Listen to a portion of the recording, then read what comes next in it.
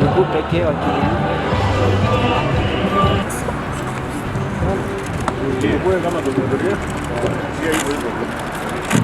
And now, ladies and gentlemen, the President of the Republic of Kenya, His Excellency Dr. William Ruto.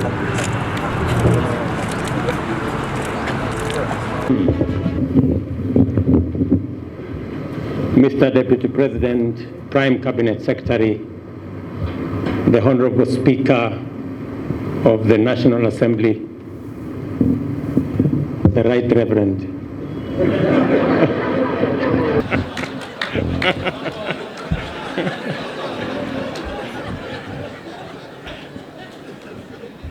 I thought that is the new definition. I had somebody else say it. And I thought because he is Papa wa Roma, maybe he now qualifies. The Right Honorable Speaker of Senate, former speakers, leaders, House leadership, commissioners, members of Parliament, former members of Parliament, ladies and gentlemen, good morning. Coming to Parliament is truly a homecoming of sorts. These premises were my workplace for 15 years. And I had tremendous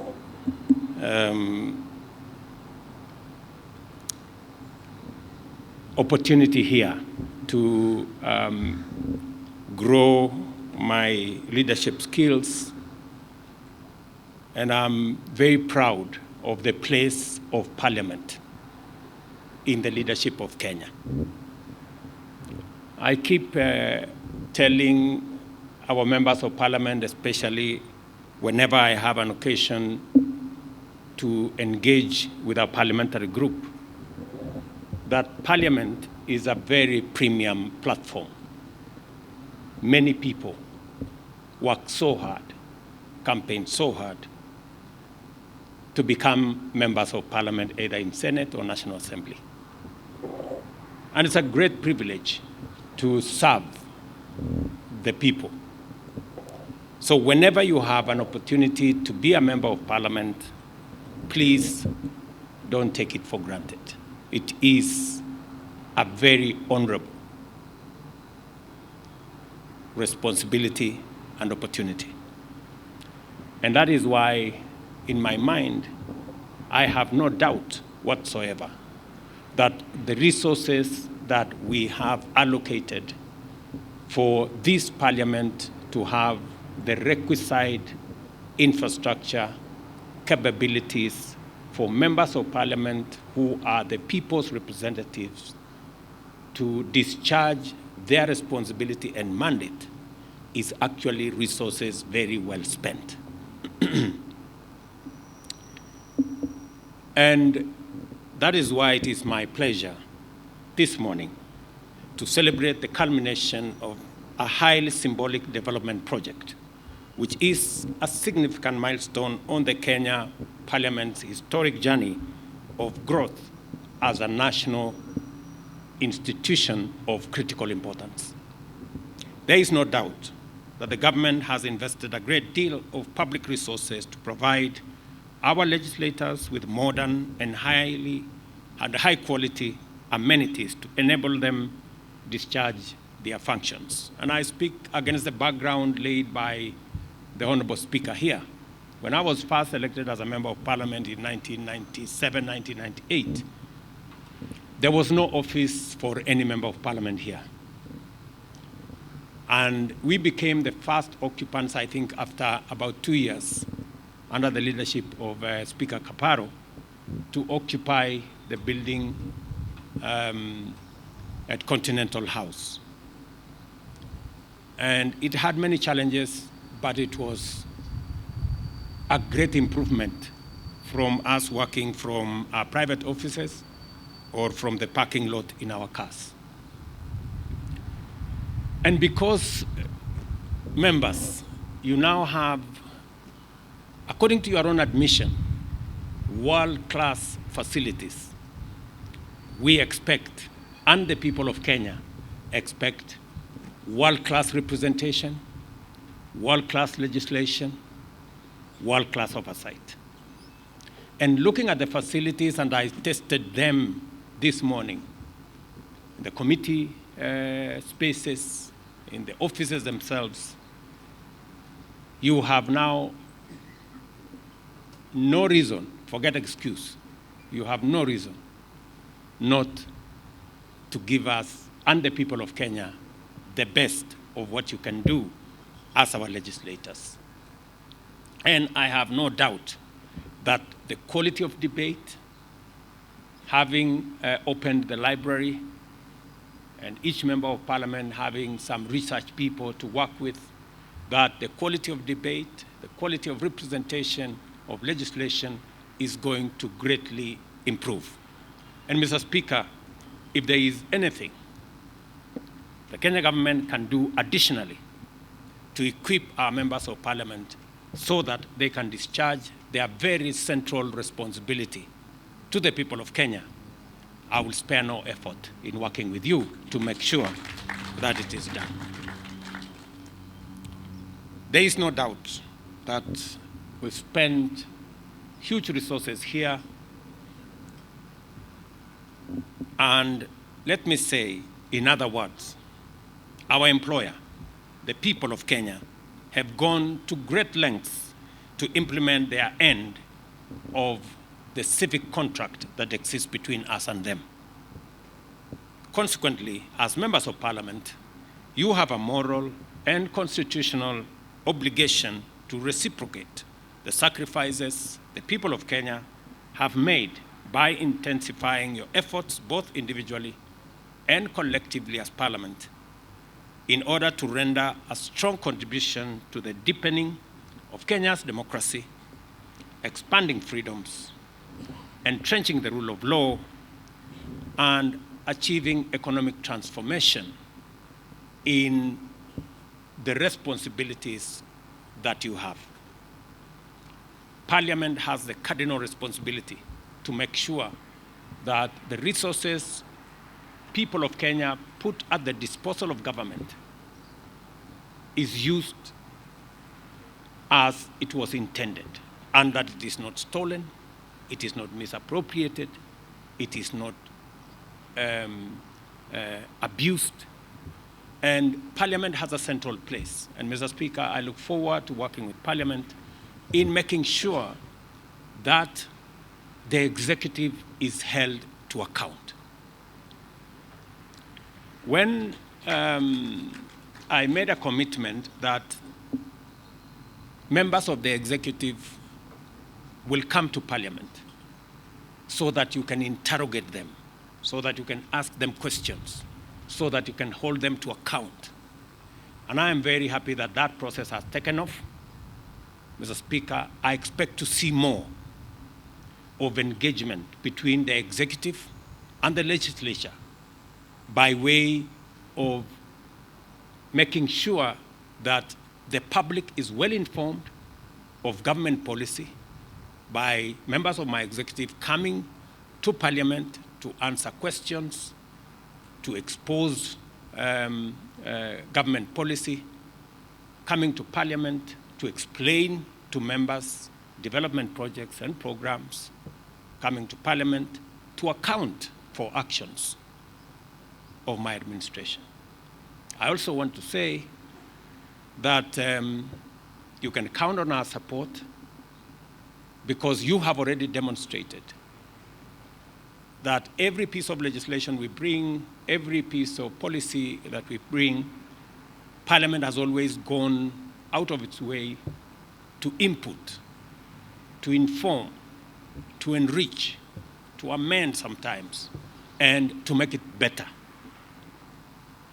I want to report to you that all the programs that we brought to Parliament and you have graciously passed, whether it is the housing program, I want to report to you that 140,000 young people around Kenya today are working in our housing program, people who are not working the previous year. I also want to report to you that we are finalizing our universal health care program that has been in the works for the last almost 15 years. And I want to commit to Parliament that because you have given us the legislative framework, you have given us the regulatory arrangements, we will make sure that that program goes forward and benefits the people of Kenya. The biggest beneficiaries of our universal health care program are members of Parliament. How so? The people in the WhatsApp groups raising money for this person and that person and the other person who has cancer, diabetes, and the other one are members of Parliament. Members, I'm trying to lift this big burden from your shoulders. So let us work together. I think it will be good if every citizen can walk into any health facility in Kenya and walk away without making a phone call to a member of Parliament to pay their bill. It would be a most important thing. This building, ladies and gentlemen, therefore, is a towering monument of every citizen's legitimate expectation that in return for their unstinting support, their leaders will apply themselves in a responsible, conscientious, patriotic, accountable, and honest manner to protect, uphold, and enhance the security, freedom, and prosperity of every citizen of the Republic of Kenya. In conceptualizing and building Bunge Towers, Parliament and the Executive were able to collaborate effectively and deliver a project of such magnitude in exemplary harmony. This building, therefore, symbolizes the power, partnership, and cooperation between arms of government to solve large-scale problems, transcend challenges, and achieve monumental positive impacts. It is an excellent demonstration that the bottom-up economic transformation agenda will be implemented on time if every arm of government gives it a chance, and if we are able to reach out in the spirit of goodwill, solidarity, and commitment to the values that unite all of us, irrespective of our political persuasions, regions, faiths, and other considerations. This building is not a monument to extravagance or grandeur in the service of vanity. It is not intended to symbolize entitlement or impunity in the sense of the ability of legislators to appropriate and expend public resources without accountability. That is not what it is. Rather, it should be a symbol of our sense of public duty, constitutional obligation, national values, and devotion to the national interest. When you look at this building and the magnificence of this building, it should remind you that you have a constitutional responsibility to the people who elected you and to the great country that we all belong. Therefore, Parliament is an institution, or as an institution, has no choice but to rise to the new era inaugurated by the opening of the Bunge Towers and deliver rigorous, effective, and consistent representation, legislation, and oversight. This moment in the history of our socio-economic and political development demands much higher standards from our national institutions, especially Parliament. We are gathered here to affirm our capacity to deliver this institutional quality and signal to Kenyans that henceforth there will be no excuses for poor, negligent, or unattentive performance. And as has been said here by members who've spoken, there is now no more reason for extra resources to travel to hotels and to places. I don't know whether that is true. Now that we have all the facilities here, the meeting rooms, committee meeting rooms, I hope I will see a significant drop, Mr. Speaker, in the budget of Parliament. Yeah, it must reflect somewhere. You guys have just said yourselves. Yeah. And the taste of the eating is in of the pudding is in there. Yeah. So as you appropriate the next budget, just remember that Parliament does not now need money to go to hotels, and therefore the budget should come down. I am confident that every member of Parliament is up to the task and can deliver beyond expectations.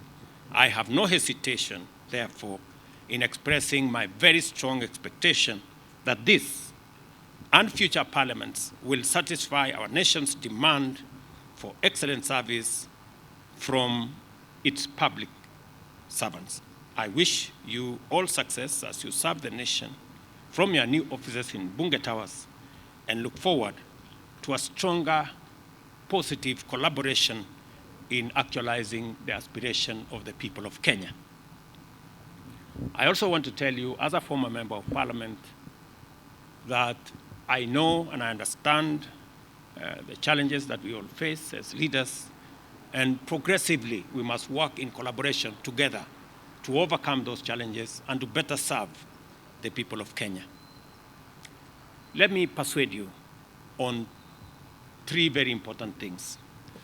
Yesterday evening, I had a discussion with the CEO of National Government NGCDF, Mr. Mbuno. And my discussion with him was on the subject of ICT hubs. Because I had an engagement with the chair of ICT, my good friend John Kiarie and his team. And we agreed that the same way, by God's grace, we have jobs, it is our responsibility to work together to find opportunities for employment for other Kenyans. And one of the spaces in which we can create those opportunities is in the ICT space. I want to thank Parliament for amending the NCGTF Act so that today we can use resources under that program in developing ICT hubs. When I saw that that program was not moving, I looked for the people concerned, and I'm very happy that this morning I did instruct both the PS and the CS for ICT and NGCDF to have a meeting and conclude the challenges that were there so that members of Parliament can roll out ICT hubs across Kenya and provide opportunities for employment in our digital job framework for millions of the people we represent and who elected us. It is my expectation that in the next 3 to 4 months, ICT hubs should be up and running in every ward in Kenya. And I want to persuade members of Parliament to work with us on this program.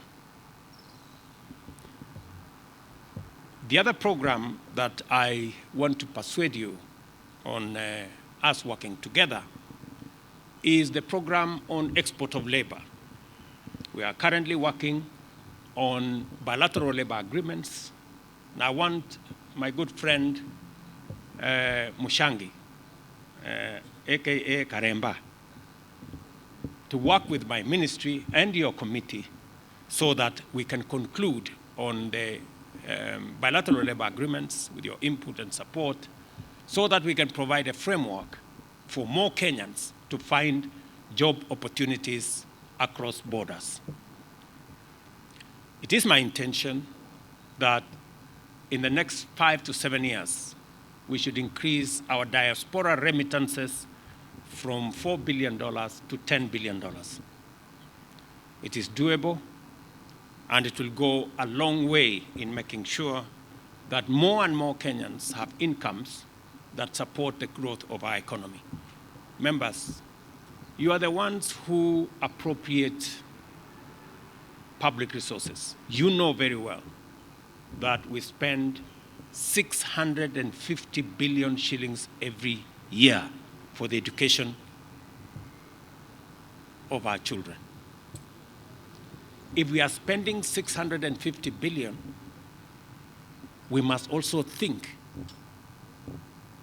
about how do we get value from this investment of 650 billion.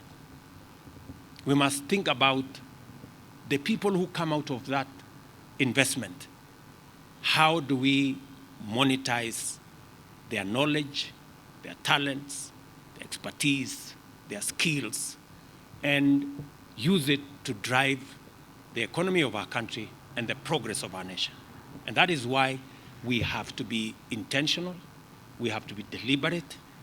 And I'm very happy that I'm speaking to a body of the highest leadership of the Republic of Kenya, that as you people appropriate those resources, let's also think about the output. How do we create opportunities for employment? And that is why I'm very, very proud that yesterday, Parliament finally ratified the Economic Partnership Agreement that will now give us a framework for enterprise, business, exports, trade between Kenya and the EU, 27 countries of the EU.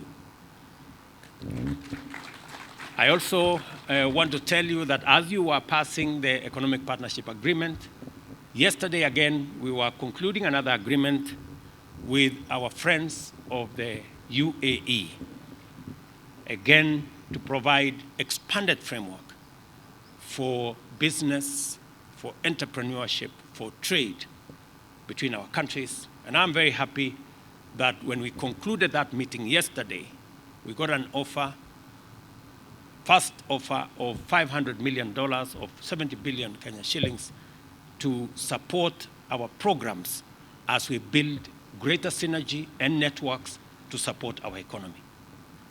And later, today, we will be having another engagement with American companies under the AmCham program, again to better expand our frameworks, especially that will provide Kenya with investment opportunities, especially in our special economic zones and export processing zones. I was with my friend Kingola in Athi River, and I made a commitment that with a new traction and momentum we have created, by next year, we will have an extra 20,000 jobs in Athi River EPZ. This is what we must do deliberately, intentionally, because we have a huge backlog of millions of young people out of school, out of college, out of university, who expect us to create opportunities for them through government intervention, government programs, and us providing an environment for the private sector to create jobs for our young people. Let me conclude by saying that, again, we thank God we have rains in Kenya. Because of the rains and all the other plans we have made, we've managed to grow our agricultural sector, and we are making progress in making sure that we reduce the cost of living by making sure that we do what we have to do to support our farmers. But even as we get the blessing of the rains, we also have seen floods in different parts of our country. Many Kenyans are going through difficult times. Yesterday in the morning, I had engagement with counties that are facing this challenge. We have mobilized the National Youth Service. We've mobilized our military. Members of the national government are working with the counties in collaboration to support those in distress We have provided from our Ministry of Special Programs food and other amenities to support those in need. This morning, I have authorized the National Youth Service to provide land for those people who are living dangerously in some of the areas, for them to be moved from those areas into some safe ground as we decide on what to do with them next. Shortly, I will be having another emergency session with our multi-agency teams to make sure that we provide adequate support to all those in need and to move citizens who are in dangerous areas that may be susceptible to floods away from those areas. And unfortunately, we will have to move some of them even without them agreeing, because otherwise they put themselves in danger. The Deputy President will be having a meeting tomorrow with all the other actors, including our development partners, to facilitate greater collaboration to deal with this challenge. And I want to ask members of parliament in their respective constituencies. I've managed to talk to a few yesterday. I've talked to some governors yesterday, for all of us to have a whole of government approach, a whole of society approach in supporting those in need. Finally, ladies and gentlemen, we have a chance to deliver for Kenyan's economic transformation that leaves no one behind. No man, woman, or child, wherever they live or work, and whatever their agenda of faith, must be part of our equation. We must remind ourselves of this duty to look out for every citizen at all times. It's now my pleasure to declare the Bunge Towers officially open. Thank you very much. God bless you, and God bless our great country. Asante. More radio, 88.2 FM. We are in charge.